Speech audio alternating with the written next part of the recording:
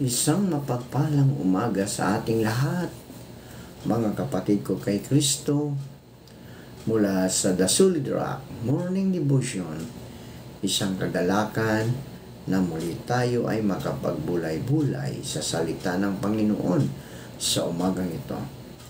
Mga ilang minutong pagbubulay-bulay ng mga salita ng Panginoon upang papurihan at sambahin ang ating Panginoong Hesukristo.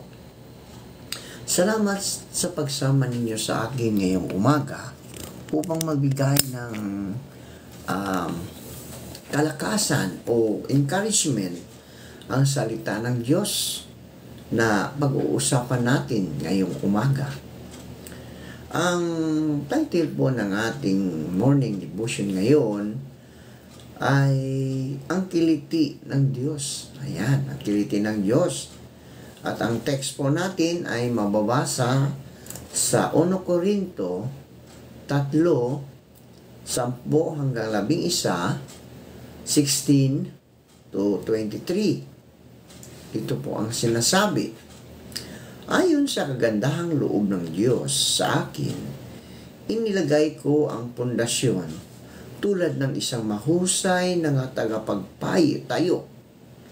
Iba naman ang nagpapatuloy sa pagtatayo ng gusali.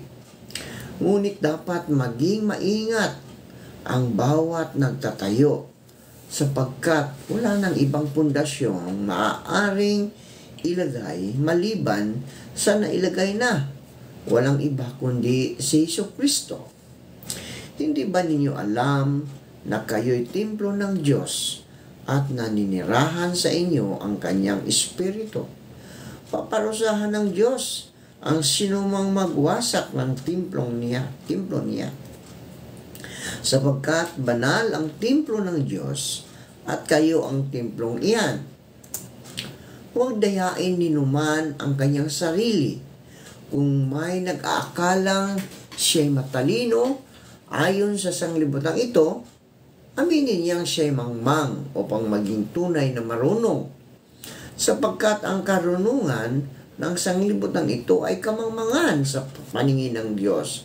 Gaya ng nasusulat, ginagamit niya ang katusuhan ng mga marurunong para mabitag sila.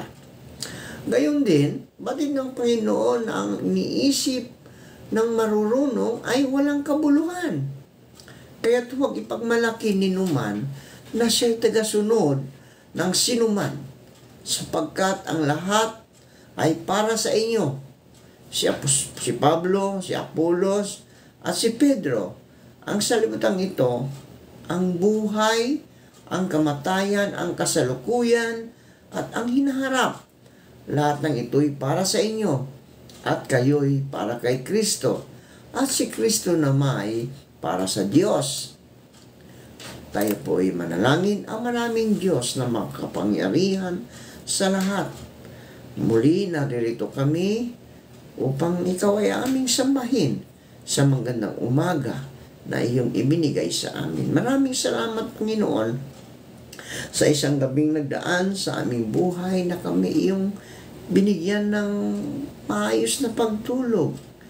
Binigyan mo kami ng proteksyon, Panginoon, habang kami ay natutulog. Maraming salamat, Panginoon, sa muli mong pagising sa amin sa umagang ito. Salamat sa buhay at kalakasan na iyong ibinigay ang Panginoon. Lord, sa umagang ito, patuloy naming inilalapit sa inyo ang aming mga kaibigan na mayroong mga karamdaman. Patuloy mo po silang abutin at pagalingin sa karamdamang kanilang taglay. Ibalik mo ang mga lakas na nawala dahil sa karamdamang iyon. Gayon din po, Panginoon, aming inilalapit sa inyo ang aming mga kaibigan na magsisiuwi na mula sa kanilang mga trabaho. Ingatan mo sila, Panginoon, sa kanilang pag-uwi dahil sa sobrang pagod at antok, Panginoon. Maaari silang mapahamak sa daan. Lord, ingatan mo sila, lalong-lalo na kung sila ay nagmamaniho ng kanilang sasakyan. Ilayo mo sila sa kapahamakan hanggang sila ay makarating sa kanilang mga tahanan at makapagpahinga. Dalangin ko rin, O Lord, ang mga kapatid namin na may naghahanap buhay sa lansangan. Sila po ingatan mo. Ilayo mo sila sa kapahamakan. Puspusin mo sila ng iyong banal na espiritu upang sila ay mga paghanap buhay ng marangal o sa kanilang kapwa, Panginoon. Amin ding inilalapit sa inyo ang aming mga kaibigan na mangingisda, na patuloy mo silang ingatan sa laot ng karagatan at naway marami silang mahuling mga isda upang maraming may handa sa pagkainan ng iyong mga anak. Gayon din po, O Diyos, ang mga magsasaka, nagtatanim ng palay, gulay, prutas at iba pa. Ilayo mo po sila sa anumang kapahamakan. Pag sila, O Diyos, ay magkaroon ng maraming pagkain na maihanda sa pagkainan ng aming mga kaibigan.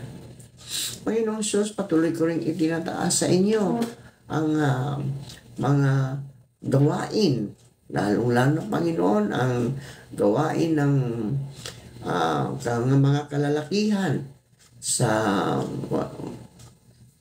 silang Cavite, Panginoon, na magkaroon sila ng retreat upang magpalakasan ang kanilang spiritual na buhay, Panginoon. Tulungan mo po ang mga nangunguna dito, ang mga opisyalis ng mga kalalakihan ng LCSMC, na sila ay patuloy mo silang bigyan ng karunungan, kalakasan upang patuloy na madala ang mga kalalakihan sa paanan mo, Panginoon, lalong-lalo na yung mga kalalakihang nangihina sa kanilang pananampalataya. Panginoong Diyos, patuloy kong tinataas sa inyo ang aming mga kaibigan na naghahanap ng trabaho. Ito man ay lokal o abroad, naway makasumpong sila ng trabaho sa tulong ng iyong banal na Espiritu upang sila, O Diyos, ay magkaroon ng hanap buhay. Amin din nilalapit sa inyo, O Diyos, ang mga kaibigan namin na naroon sa ibang bansa, nagtatrabaho. Ingatan mo sila, O Diyos, at ilayo mo po sila sa anumang kapahamakan. Maraming salamat po, O Diyos. Ito ang aming dalangin sa pangalan ni Jesus na aming Diyos at tagapagligtas. Amen. Alam ng Diyos ang ating kiliti, mga kaibigan. Kung minsan, kikilitiin niya tayo sa paraang di natin inaasahan. Ang mga pagninilay dito ay pinamangatan kong kiliti ng Diyos. No, kiliti ng Diyos. Nakakatuwa, nakakatawang pansin, pabago ng pag-iisip. Ganyan naman talaga ang kapangyarihan ng kanyang salita, mga kaibigan. Tatamaan ka. Kung minsan, masakit, ngunit madaling tanggapin sapagkat may halo namang kiliti.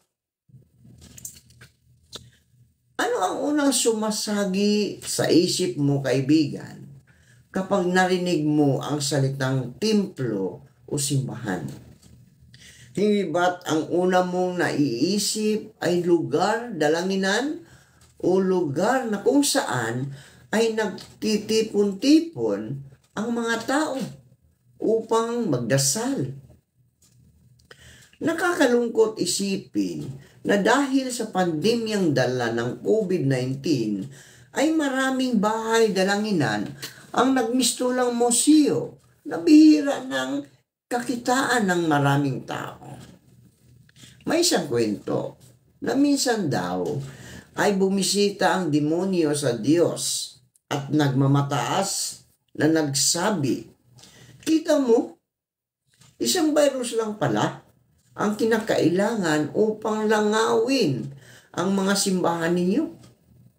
Hindi mo ba napansin na umunti ang mga pagdiriwang ng pananambahan at ang mga taong dumadalo nito? Di magtatagal ay magsasara na ang mga simbahan ninyo." Kalmado at nakangiting sumagot ang Diyos, "Totoo, parang nabawasan ang bilang ng mga taong nagsisimba at nagmistulang nagsasara na ang ilang simbahan. Pero ang hindi mo alam, mas maraming simbahan ang nagbukas ngayon sa kanilang mga tahanan. Mas maraming pamilya ang muling nagtipon-tipon na nagdarasal. Mas maraming puso na ang naging buhay na templo na nagpupuri at nagpapasalamat sa atin.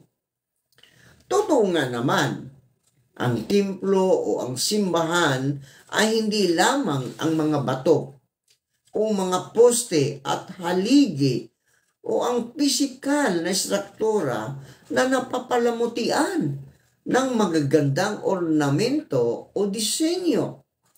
Ang sabi ni Apostol Pablo sa kanyang sulat sa mga taga-Korinto, "You are God's temple." Tayo ang templo ng Diyos, mga kaibigan. Tayo ang bumubuo sa simbahan. Ito rin ang mensaheng nais iparating sa atin ni Jesus. Sa Ebanghelyo ngayon, ay nakita natin galit na galit si Jesus sapagkat tila baga hindi nabigyan ng tamang paggalang ang kanilang templo. May mga nangangalakal sa loob mismo ng templo at hindi maiwasan na ang pangangalakal ay may mga nandaraya at nanlalamang sa kanilang kapwa. Pinagtataob ni Jesus ang kanilang mga paninda. Nang tinanong ni Jesus kung ano ang kanyang karapatan para gawin iyon, ay may sinabi siyang ikinagugulat ng mga Hudyo at mga pinuno ng bayan. Gibain ninyo ang templong ito at muli kong itatayo sa loob ng 3 araw. Ang tinutukoy ni Jesus ay hindi ang templong bato, kundi ang templo ng kanyang katawan.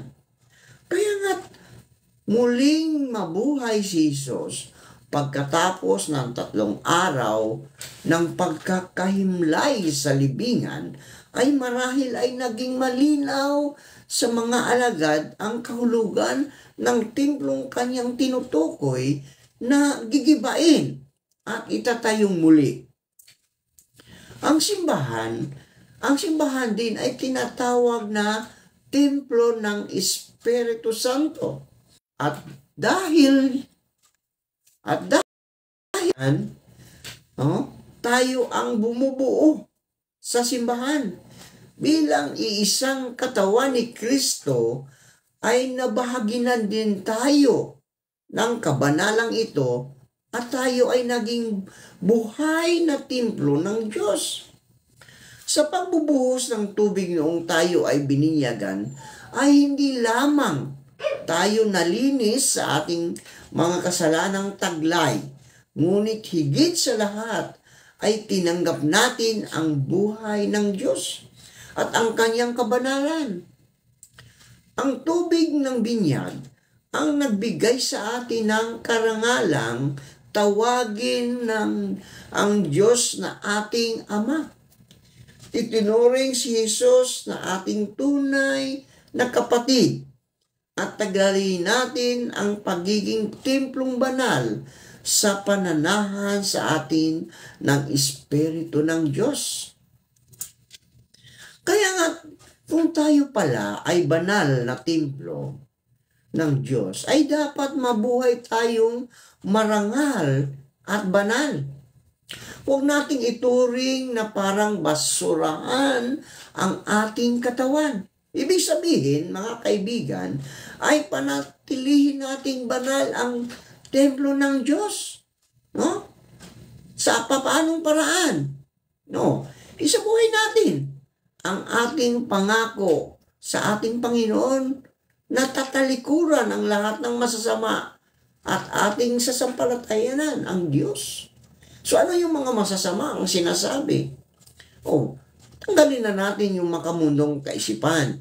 tulad ng paglalasing, pagsusugal, pambababae, at iba pa. Iyon po mga makamundo. No? Iyon po ang talikuran natin. No?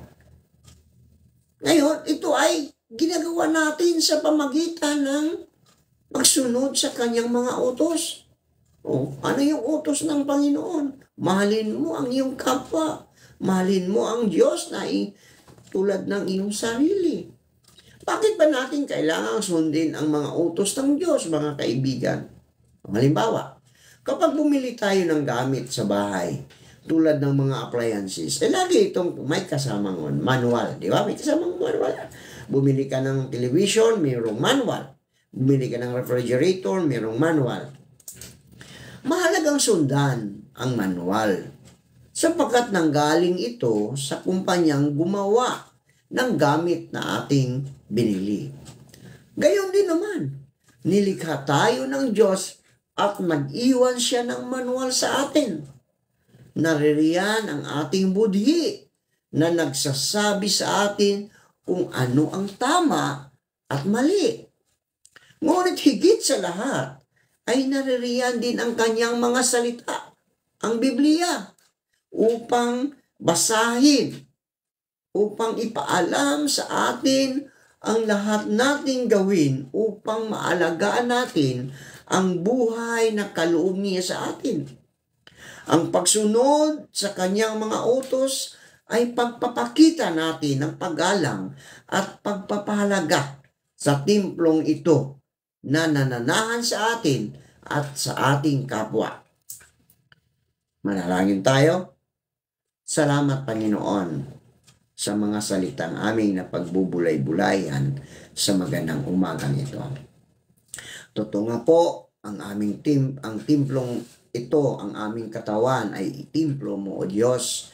Dapat narito ka lagi upang kami ay masubaybayan sa lahat ng aming mga ginagawa.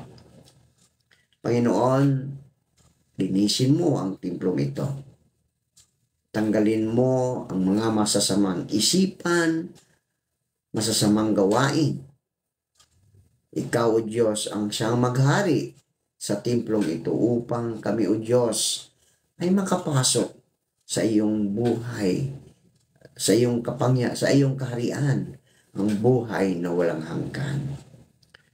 Panginoong Hesus, patuloy kong inilalapit sa inyo ang lahat ng nakikinig sa iyong mga salita, na sila po'y ingatan mo, pagpalain mo, kasama ng kanilang buong pamilya.